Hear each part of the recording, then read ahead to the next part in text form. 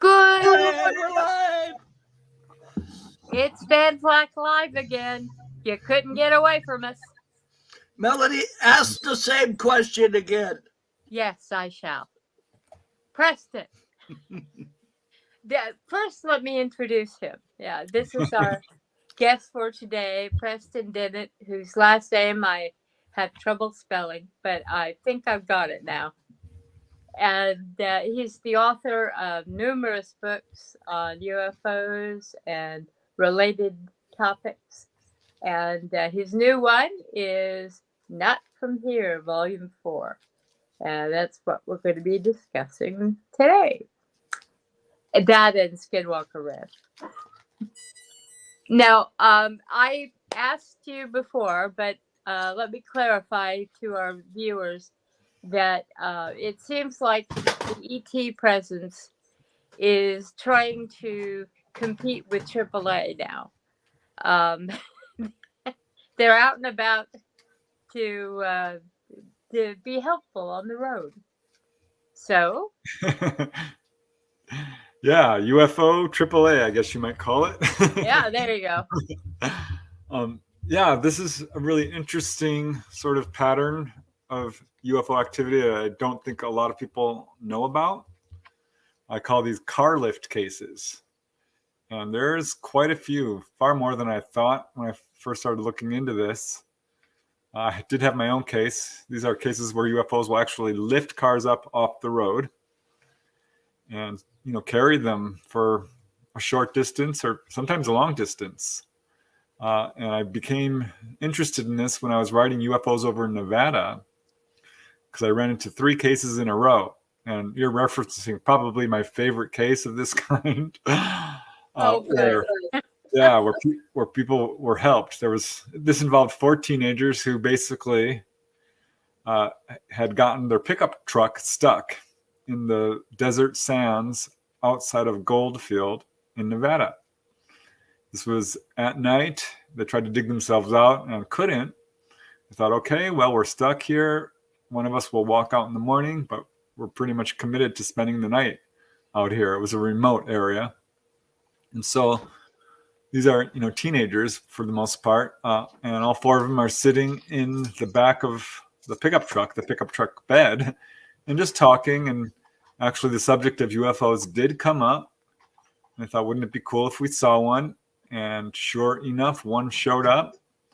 I think that's an important point, actually, because this, just talking about UFOs or thinking about them or mentally reaching out can bring them down. Yeah. Right? And that's exactly what happened here in this case. It's so bizarre. I love this case. And Melody, if this was a completely isolated case, I probably would have ignored it because it's so fantastic. But it's not. There's a lot of cases like this. In this case, they're stuck in the sand. The UFO comes right down over their pickup truck and lifts it up out of the sand and places it back on the road. A really interesting case. This was reported to the National UFO Reporting Center many years afterwards. Good old Peter. Yeah, anonymously, so they weren't looking for publicity or anything. But an interesting end note to this case is the main witness, the guy who reported it, was able to locate his girlfriend who was with him at the time. They'd not seen each other in decades. Yeah. But he found her and he called her up because he wanted to know if she still remembered this. And the first thing out of her mouth was, do you remember when that UFO came down and lifted our pickup truck and put it back on the road? And he's like, yeah, I do. And they compared notes and they remembered everything exactly the same with one minor difference. He says that he found the experience quite frightening and actually screamed. He says, no, I didn't think it was frightening at all. I was laughing through the whole thing. She thought it was thrilling. So yeah, that's one case of 20. That's amazing. Yeah.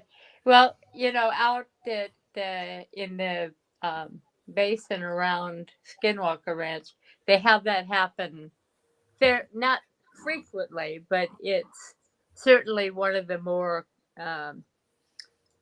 reminisced about experiences, especially among the native people there. And they talk about the sky friends who will come along and start your car back up. And that kind of thing. It's amazing, isn't it? Yeah, well, I know back when I first heard about that sort of thing, I, I am by nature skeptical about everything, and but now, I mean, we have to be much more open to things, even if I hadn't already become that way. And so, the how many cases in total of you mentioned there had been another one of somebody being lifted up and moved for reasons other than abduction? Yeah, this is definitely a thing. The Goldfield case was the earliest one I could find. That was in 1959. But I scoured the literature and I found about 20 cases like this, really from all over the world. And yeah, some are so strange. One, which I thought was particularly different, occurred actually in Hattiesburg. This is in Mississippi. Yes. And it involved 1973. Two couples had left a party that was getting a little bit too wild for them. You know, they're not drinkers really. So they decided to drive home. One couple in the front seat, one couple in the back seat. When suddenly they see this light kind of shining down from above over their car. And the car lifts up and gets put back down. Lifts up, gets put back down. And the wife turns to the husband and she's like, "What are you doing?" And he's like, "It's not me. It's that thing above us." What did she think? He had. I get it. I mean, when you gotta, when these things happen, people start looking for explanations. Yeah, I know. I'm joking. Yeah, J. Allen Hynek talked about this. He called it theory escalation, because you don't just jump to UFOs. You want to find something logical. So she's looking at him thinking, how is he doing this? Which of course he wasn't. And this UFO proceeded to lift this car up and set it back down about a half dozen times. Up, Wow. down, up, down. Is that not bizarre? Yeah.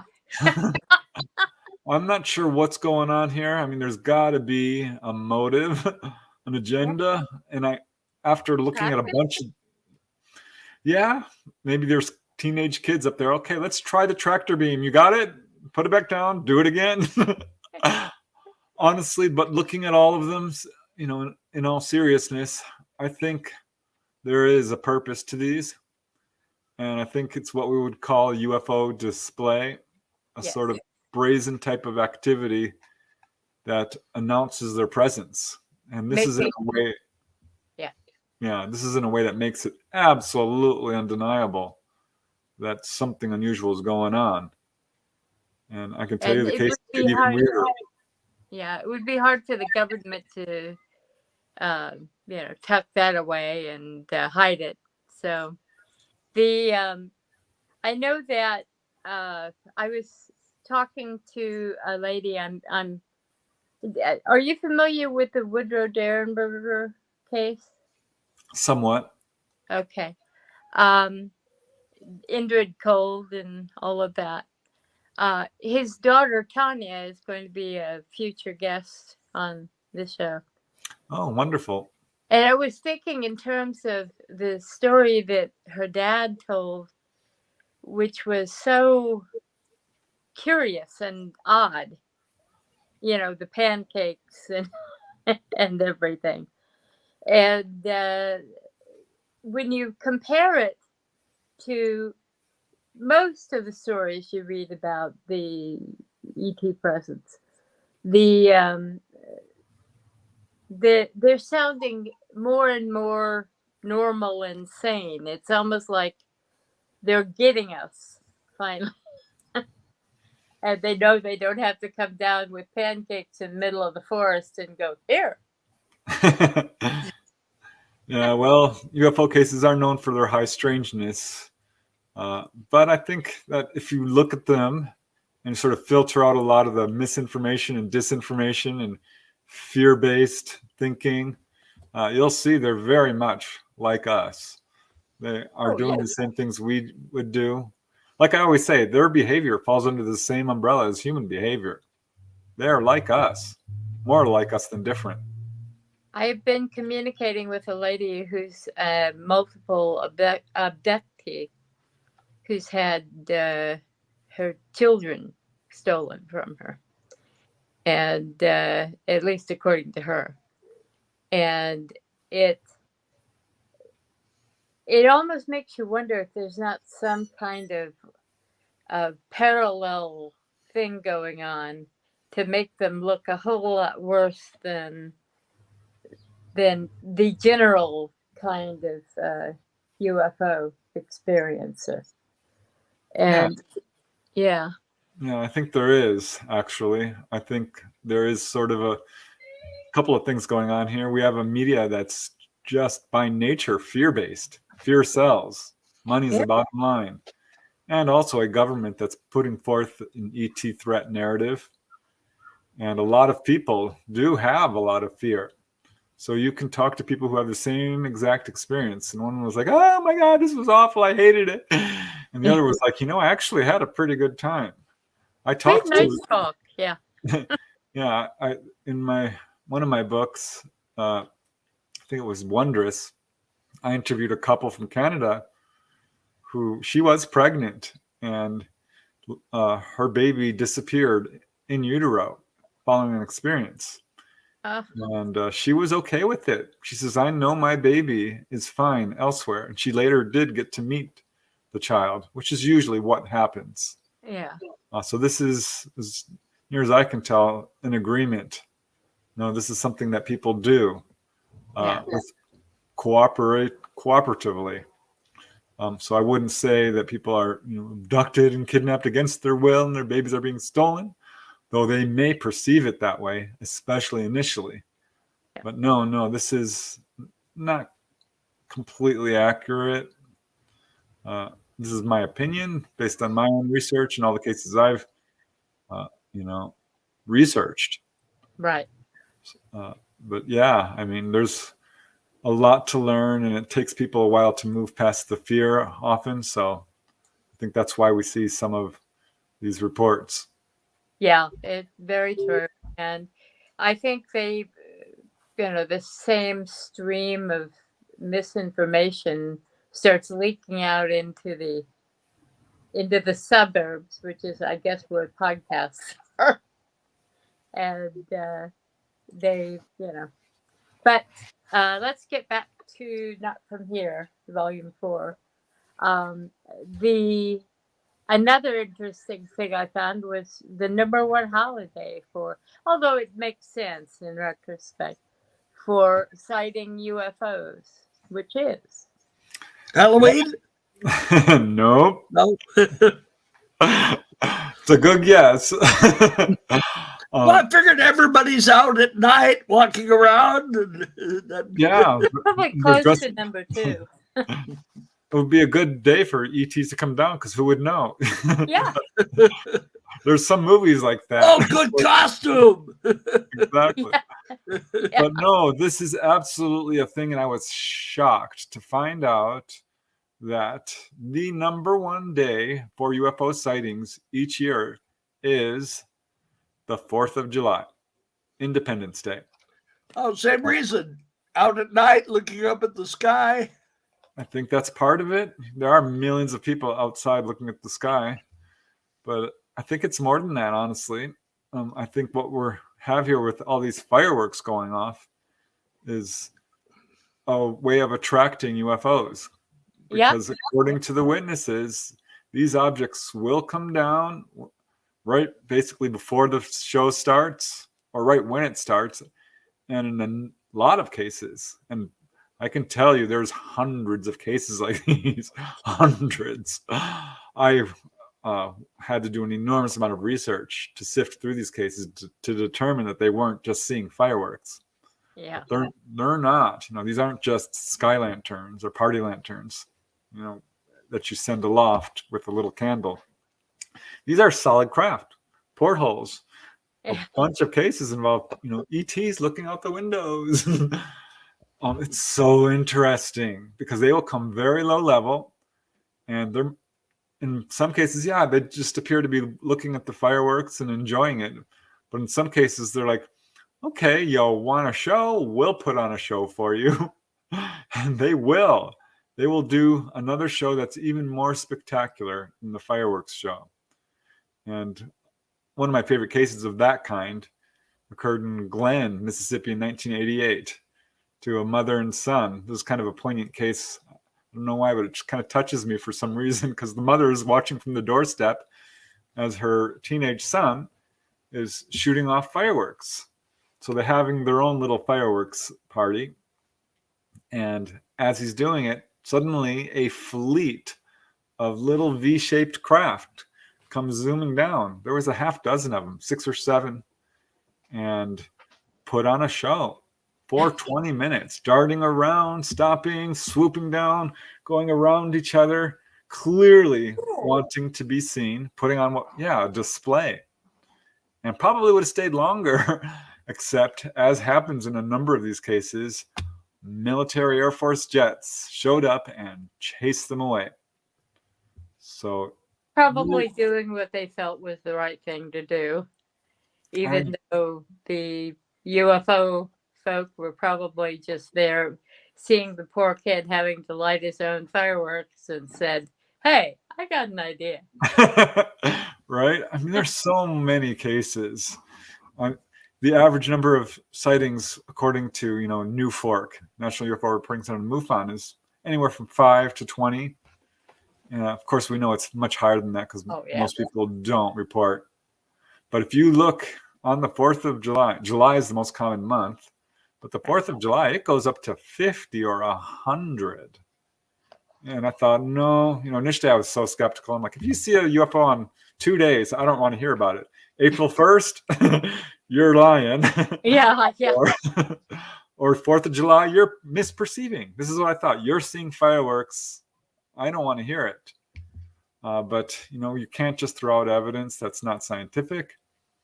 You have to, at least examine people's reports. And going through them, I figured that a lot of these people are seeing sky lanterns. Yeah. Because they're describing these little fiery orange orbs that kind of hover and perhaps dart around and from a distance. And you can see this online. They're very impressive. They look large. They can get up to 4,000 feet in altitude. And if they catch the wind right, they can seem to fly in formation and stop and hover and then go up and move the opposite direction. Well, luminaria also it's usually sent up in cooler weather. And that alone, the mist will catch the illumination and make it look bigger. And it's... But the problem with the sky lantern theory, I mean, there's a number of problems, is that, one, they only last for 15 minutes. Yeah, that's the other part. 2 is how many of these sightings can be attributable to that. There's hundreds and hundreds and hundreds of them. And the fact is, UFOs can have that same exact appearance and sort of take advantage of that. I mean, we know they will mimic stars at times. So why not look just like a UFO lantern or a sky lantern? And I came to conclude that, a lot of these are, although you could explain it as sky lanterns just from the description, they're probably genuine UFOs.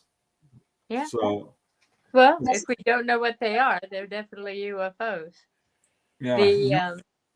I know that someone was making a comment on a group that I'm in and regarding orbs. And, there's some people that just have it out for anything that is round, made of light. And this person was going on at length about that. And I said, well, are you familiar with the video that the Skinwalker Ranch people have. And of course, they have many pieces of video of orbs being intelligent, moving around, actually navigating around things, stopping to look at things. It's amazing.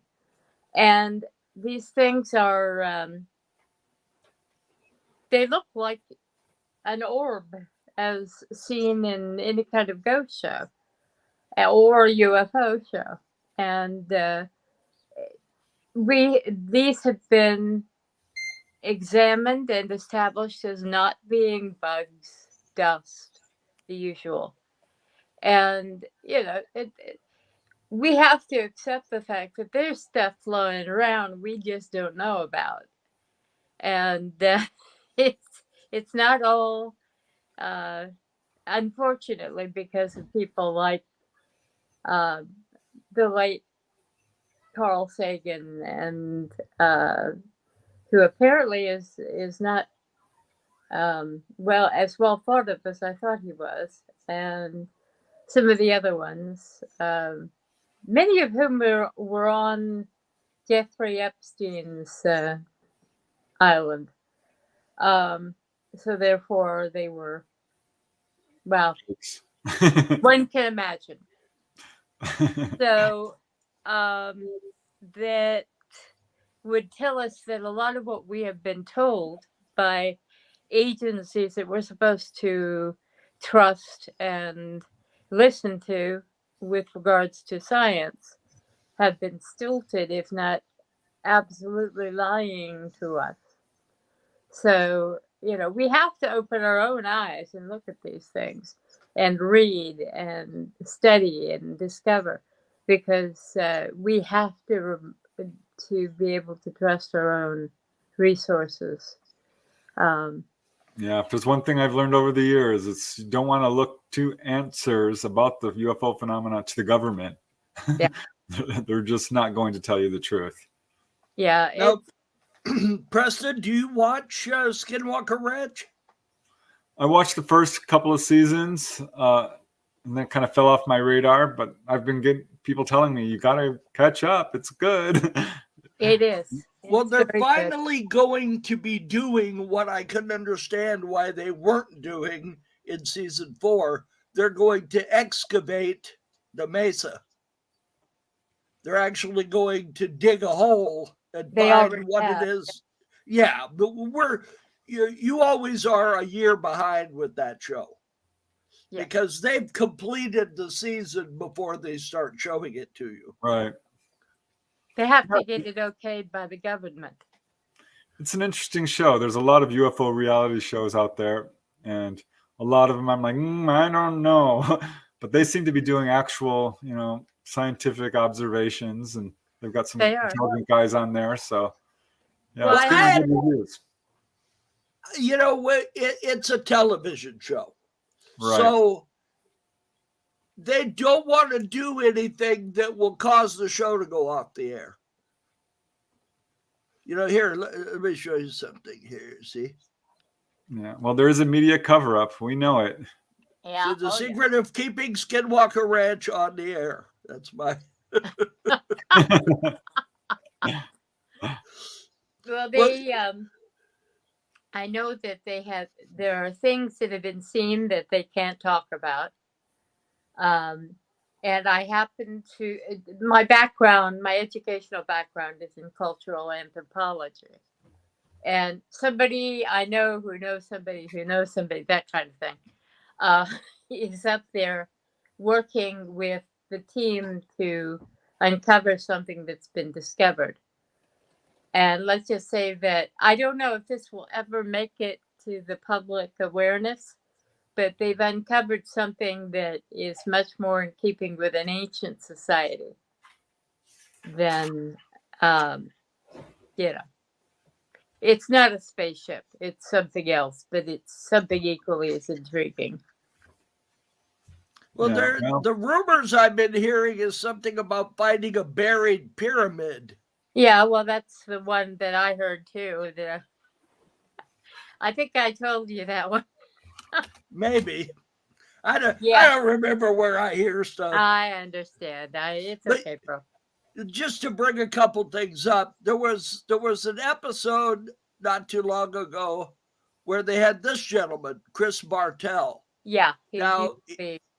he had worked for Bigelow when Bigelow was doing it, and he was commenting that when they tracked this one Skinwalker or whatever it was, and it went into a cave, and in the cave they found these canine traps, and that was inside the cave.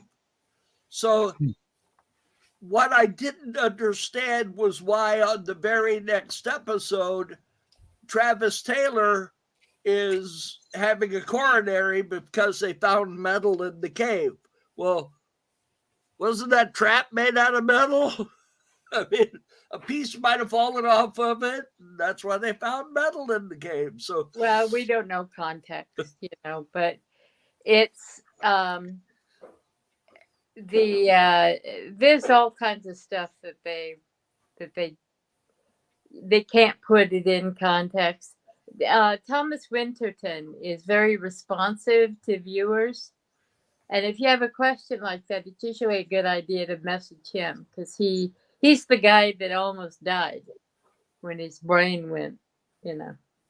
So he has a lot of, at least to me, a lot of integrity when it comes so that to would be this guy right here in the back with the cowboy hat. with the cowboy hat. Yeah.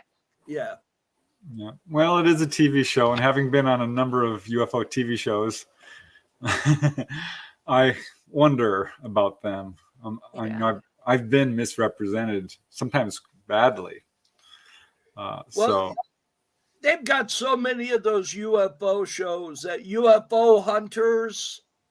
Yeah. That one, I don't know if you've watched that. Then I think Preston, I think you mentioned a woman that was on an episode of the one where the guy's from the FBI and he's trying to track down UFOs. They did two. Yeah. I forget what it's Ben something. And he interviewed a woman Hanson, who got to see her kid. The aliens brought her kid back, and she could tell it was like half alien and half her. And so I don't know if that's an incident that you were speaking of, Preston, or if you were talking about somebody else. On one of the TV shows, I was discussing an incident where a guy had a contact experience that he actually found quite friendly and positive. But when it got into the show, they basically overlaid my testimony with, this person is scared every day of his life that he's going to have a repeat encounter, which simply wasn't true. So that's kind of what I'm talking about with some of these TV shows and how careful you have to be with what you're looking at. But, that's, like I said, fear sells. It's unfortunate because these accounts, unedited, are fascinating enough. I mean, you really don't need to sensationalize them in any way. They're very interesting. well, as I've always said, this is a positive thing for people. The UFO contact is good news. That's what my research shows.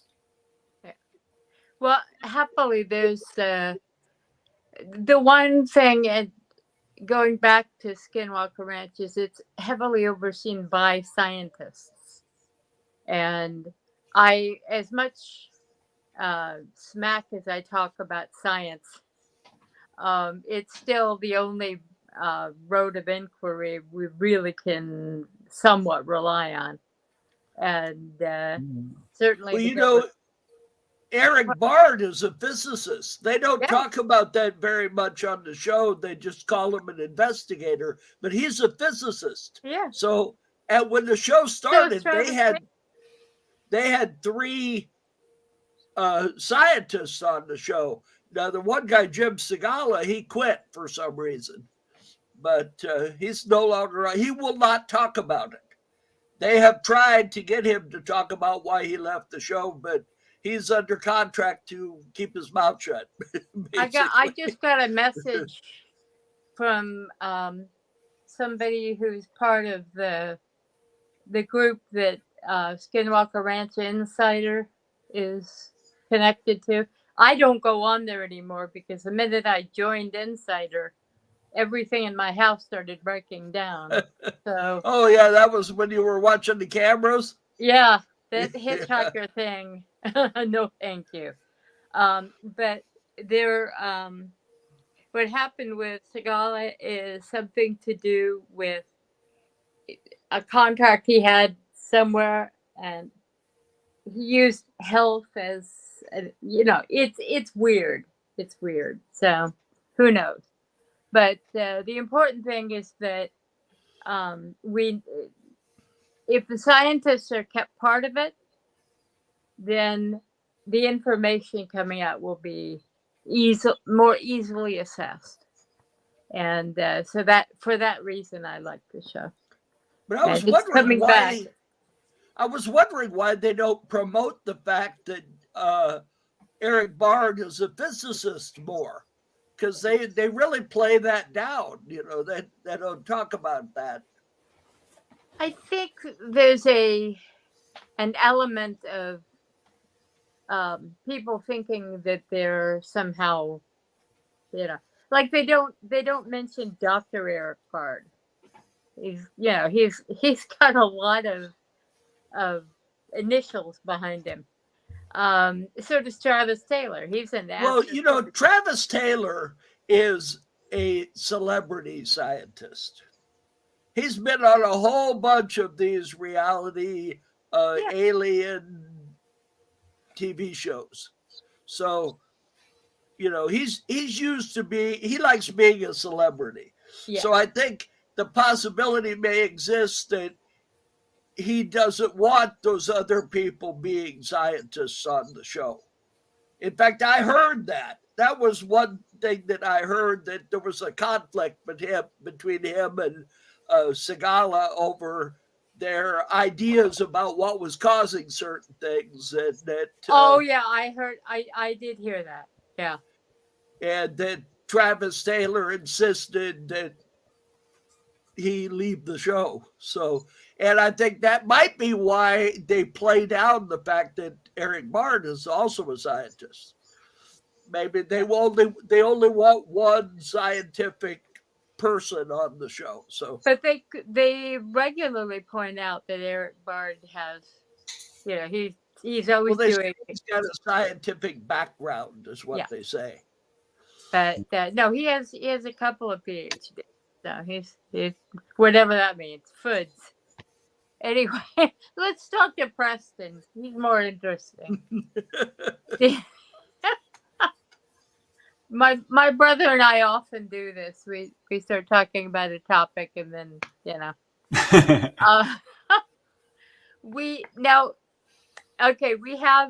What's your favorite story from the book, other than the one about the AAA UFO?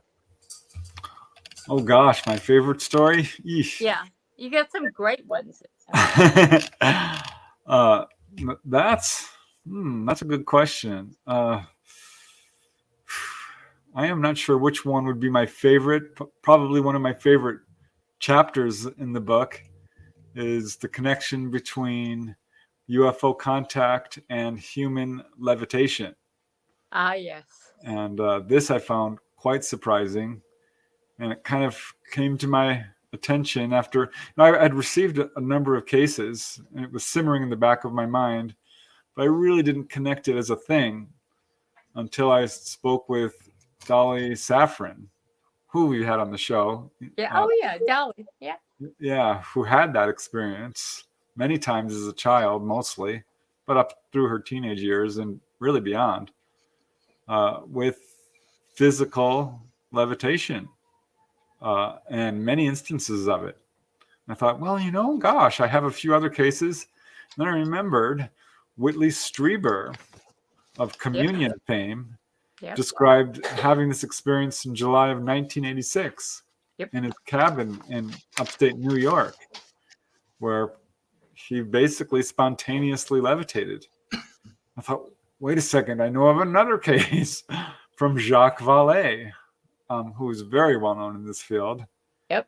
And describes the case of Dr. X, who in 1968 had an encounter, was struck by a beam of light from a UFO, which actually healed him of two conditions: an axe wound on his foot and partial paralysis.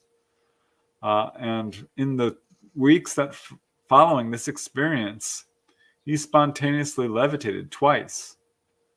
And his wife actually confirmed this, because on one of the occasions, he was able to grab a piece of flypaper and stick it to the high vaulted ceilings. Their ceilings were like 15 feet high or something. Isn't it fascinating? We've been told how many times that it goes against the laws of physics, levitation, and yet there's so many cases of people who levitate. Yes, it's astonishing to me. I did not realize that this was a thing, but it absolutely is. Bud Hopkins had multiple cases. I started digging in. Yeah, I found a number. I interviewed a guy and his sister. Well, one guy who he and his sister were taken on board a craft as kids and put back in their home, and they went down into the basement to play and floated around the basement for the next hour. Both of them. Had fun. It's amazing. I talked to another guy, a Marine officer, a good witness, who had a series of onboard experiences at age 6, I think it was, 5 or 6, in Southern California. And following that, he had 2 spontaneous levitation experiences. See, we didn't get any fun stuff like that. No. All we got were the UFOs going overhead. It's funny, after I put out this book and I did a YouTube episode about it. A guy called me from Europe, out of his mind. He's like, "Oh my God, I am so glad I saw this episode you put out, because that happened to me. And I have been searching for decades." This happened to him when he was a little kid, had an encounter, and for the next year, he had multiple spontaneous levitation episodes. This is not a UFO picking them up. This is something that is transformed in a person spiritually, psychically, right, where they start having these experiences. It's a thing. Yeah. To me, this is really part and parcel of the UFO contact experience, because this is one of their main agendas, is to wake us up to our own I don't like the word supernatural really, or paranormal even, because it's not. These are natural human abilities that we just don't fully understand. Like you said, Melody, they're not actually defying the laws of physics. We don't understand what's going on. We don't understand the laws of physics. Exactly. Not fully. I just watched, this is a person I have personal issues with, but his documentaries can be very good. David Paulides, he has a new one out about UFOs regarding his missing theories, and he's problematic at best as a person in dealing with him, but he has a couple of examples of people who saw things levitated, but always in relation to a ship that is lifting something up, And however, he did have one fellow who was lifted up and subsequently was found to have been cured of a number of different ailments. Yep. So even within all of his dark natterings, there are instances of light, things happening that are for the betterment of the people. So precisely. This is there. If you actually objectively look at the UFO contact experience, and when people are taken on board, you'll see that it's really entirely positive. Yes, there's an enormous amount of fear, but that's coming from us. Yeah. People are physically examined, and that can be uncomfortable. Nobody really likes going to the doctor, or rarely do they. but they're being healed. They're being given a tour of the craft. They're having their spiritual abilities and psychic abilities awakened. They're being given all kinds of really interesting information. And yeah, it's overall, I think, a very positive experience. It's I just must say, getting into the mainstream media because there's such a disinformation campaign. It's concerted, it's well funded, it's widespread. I spoke once with someone who he's has an odd role in all of this. He produced a film called is it the Myth Men, or the it was about people who create illusions for the government, and supposedly. However, the same fellow was a great fan of Andy Kaufman. So you have to take everything with a boulder of salt. But he was saying that that there are certain memes that are put forth into the body politic to keep people boxed in. And if people realize how much power our minds have in terms of changing our situation and that sort of thing, it would get out of hand. And that's what the government's afraid of, is that we all start being able to handle our own circumstances. And then what the heck would they do with us, you know? Yeah, well, the pharmaceutical industry definitely does not want people to know they can heal themselves, Yeah, which well, the ETs are all about. But Melody, I thought of another favorite case from the book, if I oh, might, yes, please. because I did a chapter all about, and this is so funny to me, extraterrestrial hitchhikers. Ah, yeah. Which sounds outrageous, but I'm telling you, I found well over a dozen cases. And this is absolutely 100% real. This does happen. That's all over the world. And one of my favorite cases of this kind occurred in Sao Paulo, Brazil, to a gentleman who was on his way to work. This was in 2003. And he's just driving along and sees a strange looking figure by the side of the road. And yeah, these cases have a number of things in common. People do often feel compelled to stop. And the figure that they're looking at not only looks strange, but is also dressed strange and acts strangely. So we have sort of a trifecta here, three different things that point towards these guys being actual ETs. But in this case, he stops, picks up this guy who comes into the car, and he has a number of very unusual features. He's very short. He's got cat-like eyes, a bald head, and is wearing this tight-fitting jumpsuit with weird shoes. Okay, Mark, let's see your shoes. I'm sorry, go ahead. That sounds like the guys from Fringe. I'm telling you, this is the thing. He looks at the guy's fingers, his hands. He's got 6 fingers on each hand. And weird skin. And the guy who's driving asks him, like, where do you want to go? He just points to the front of the road, ahead, and says, didn't say anything. Actually spoke in weird croak-like noises, and was just behaving very strangely. And so the guy took off driving and carried this guy for several miles. And kept looking at him because he was so strange. Everything about him, his hands, his skin, his eyes, his clothes, no hair. Very much a description that we do see of ETs, perhaps not grays, but as you know, the variety of humanoids is off the charts. Yep. And at some point, he feels compelled to stop. This guy gets out and walks out into a field out in the middle of nowhere. So I don't know what's going on here, but there's case after case like this. It's just bizarre. And I don't think people realize it. This does happen.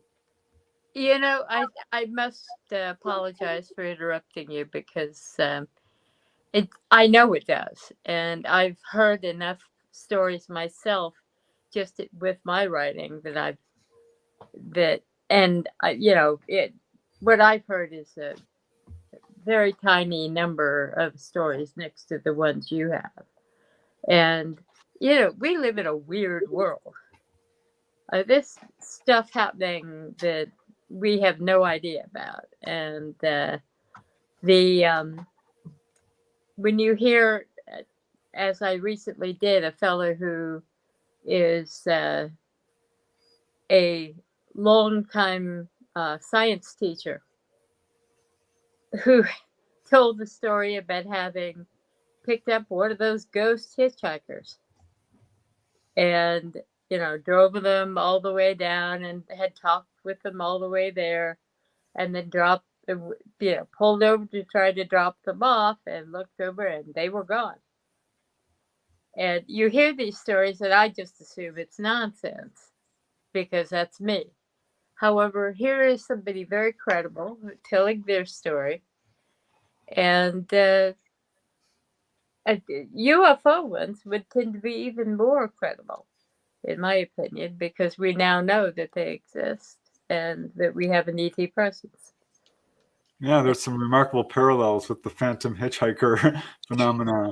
It makes me wonder if some of those phantom hitchhikers might not be ETs, but generally speaking, these ET cases have the patterns that I mentioned, with the weird behavior, the weird appearance, the weird clothes, people feeling compelled to stop, and a number of them do result in onboard experiences as well.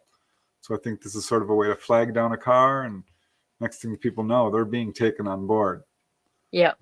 So Perhaps it's the old vampire thing where if you invite them into the car, they have permission to take you on a little journey. But yeah, I suspect they're just basically introducing themselves in a way that perhaps reduces the fear factor a little bit. There was a case with two ladies driving through the Arizona desert alone, and out in the middle of nowhere, there's this beautiful blonde man, very handsome. And they're two ladies out on a drive alone, and they don't pick up hitchhikers, but they did feel compelled to stop.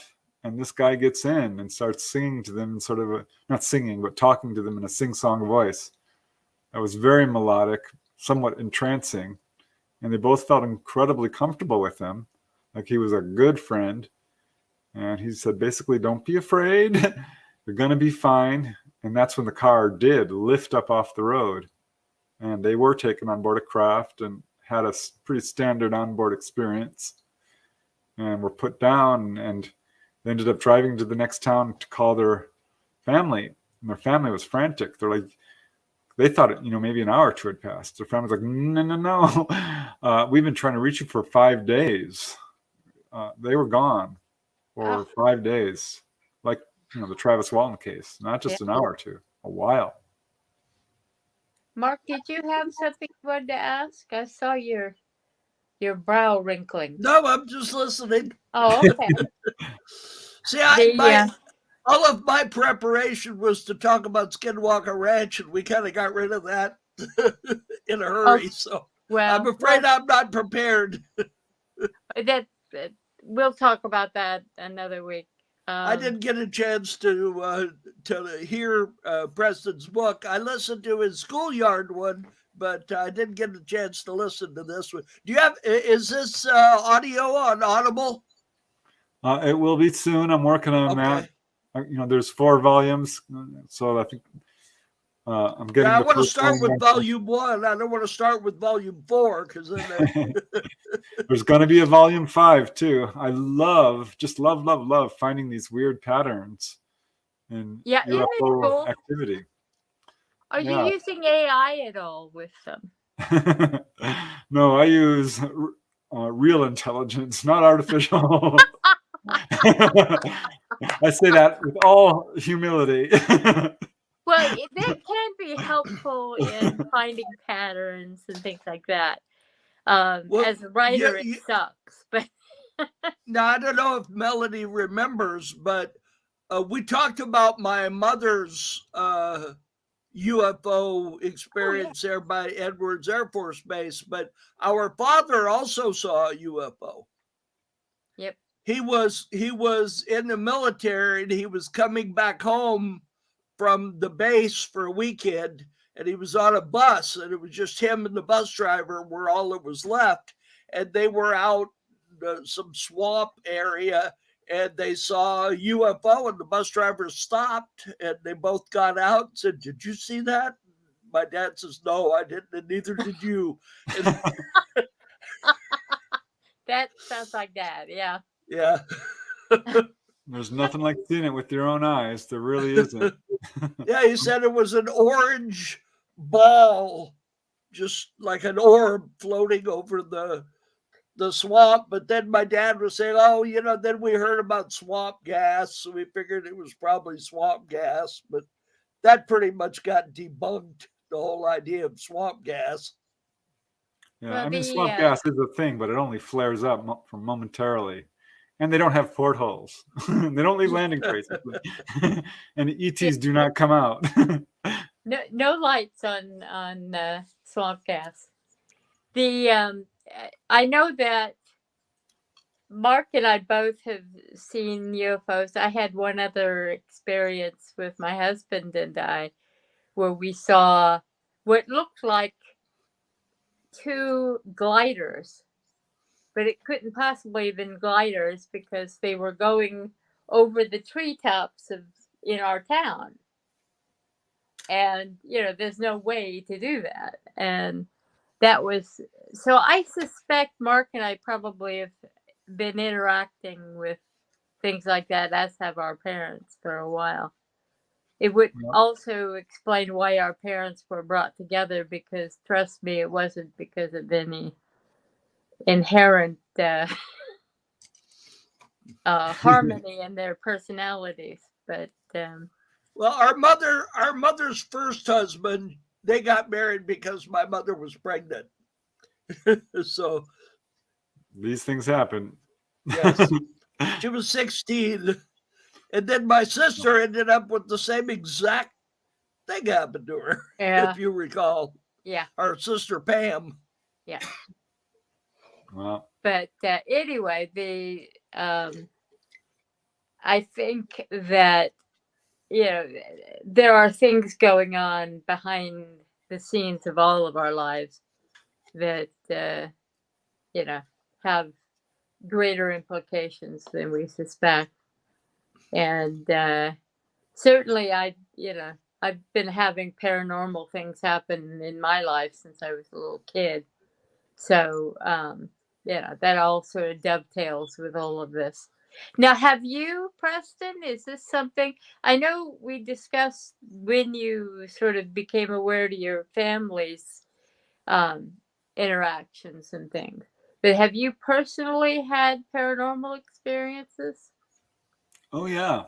Yeah. It ramped up to a high degree at one point. But I did have a couple when I was young.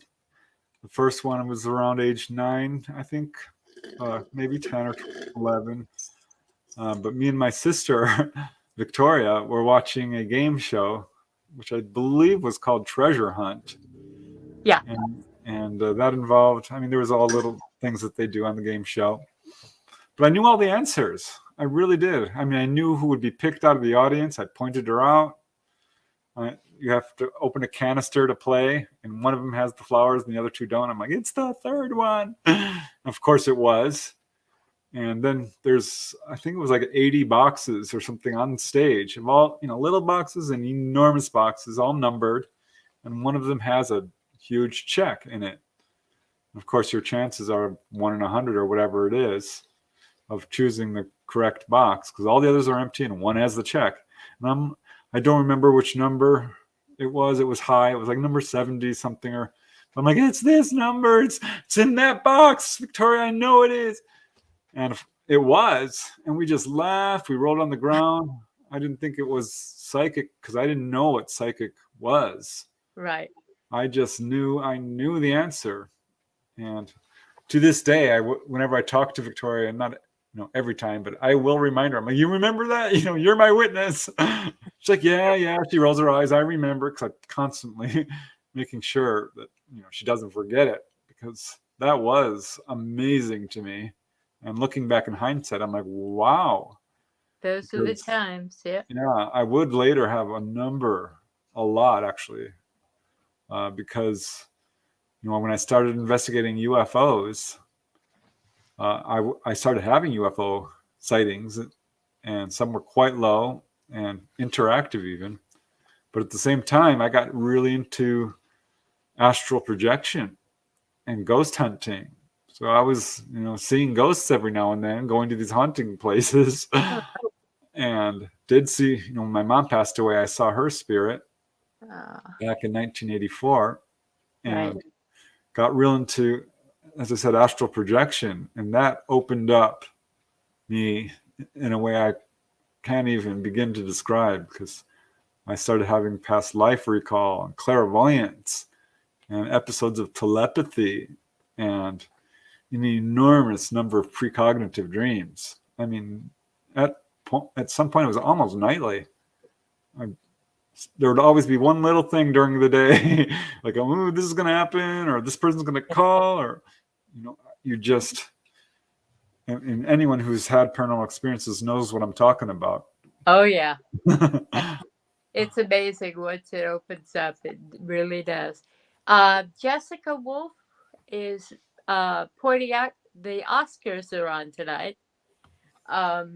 I mentioned that because there's a science fiction film that is up for the big one. We got 2 minutes. Okay. No, there's two science fiction shows. Oh, Avatar. Avatar is a science fiction show, but it has monkeys. There is no chance. I'll bet you anything that Avatar does not win Best Picture. It's James Cameron's Sea Monkeys. That's what that is. No, I'm rooting for Everything Everywhere All at Once. So that is science fiction. The other one is, I don't know. The one I hear is the gray horse in that is women talking. Yeah, I loved that film. I did. I heard it's very well thought of, and a lot of people think that's going to win it. It's the underdog, but a lot of people think that's going to win it. Whenever I watch an awards show, I like to try to exercise my psychic abilities and sort of peek around the corner there and see if you can, see who the winner is. You want to call it and see what's going to win? No, I don't. I need to know the nominees first. I haven't, I don't see all these movies either, so. I have, oddly enough, seen all of the movies except one. Oh, wow. That is not normal for me. I haven't seen a single one. Yeah. Almost all of them are great, except for the one Mark can tell you about later. I tried watching All Quiet on the Western Front. That's the one. But didn't work. It's the effects are really good. We're working in the camera end of the motion picture industry. I always get a kick out of watching how they filmed it, what camera angles they used.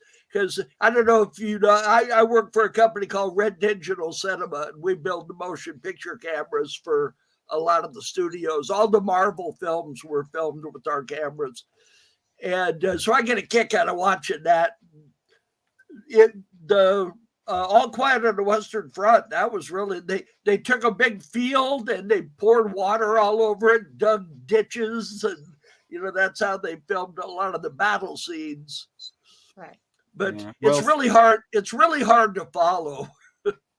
Remakes are always a challenge. That's true. That was done before, wasn't it? All Quiet on the Western Oh yes. Front. An old Oh, movie. many years ago. Yeah. Well, it's Preston? like yes. Oh, no, Yeah, go we're for it. we're out of time. Let Melody talk to Preston. Preston, why don't you tell everybody any media, social media you have, and anything else you'd like to put forth Yeah. out there? Yeah. Thanks, Mark. Thanks, Melody. I do have a website. Just punch in my name, it'll take you there. PrestonDennett.weebly.com. I've got a YouTube channel, which I'm pretty excited about. It's growing fast. I'm certainly available on And Facebook. how does anybody find that? Tell them how to find it. Yeah, just again, punch my name in. It's called UFOs and the Paranormal with Preston Dennett. And my books are available on Amazon, including Not From Here, Volume 4, and Symmetry, which, by the way, has just passed its 1-year date and is still on the bestseller list. Yep. Super excited about that. 1 year on the Amazon UFO bestseller list. That is not easy to do. Yeah, I'm just so grateful and really humbled by it. It's thanks to Dolly. It's her story, and it is amazing. Dolly will be with us in the I forget the date, but she will be with us. And that's awesome. On that note, thank you so much, especially at the last minute, coming on and being with us again. It's always a delight. Preston was nice enough. We had another guest, not nearly as good as Preston, that canceled on us at the last minute, and Preston was kind enough to jump in cold and help us out. So thank you, Preston. Always a pleasure. Anytime. You're a great guy. You guys all have a great week. Don't do anything I wouldn't do. Happy St. Patrick's Day to our fellow Irish people. Well, we're half Scots-Irish, so it's in the mix. So we will see you next week.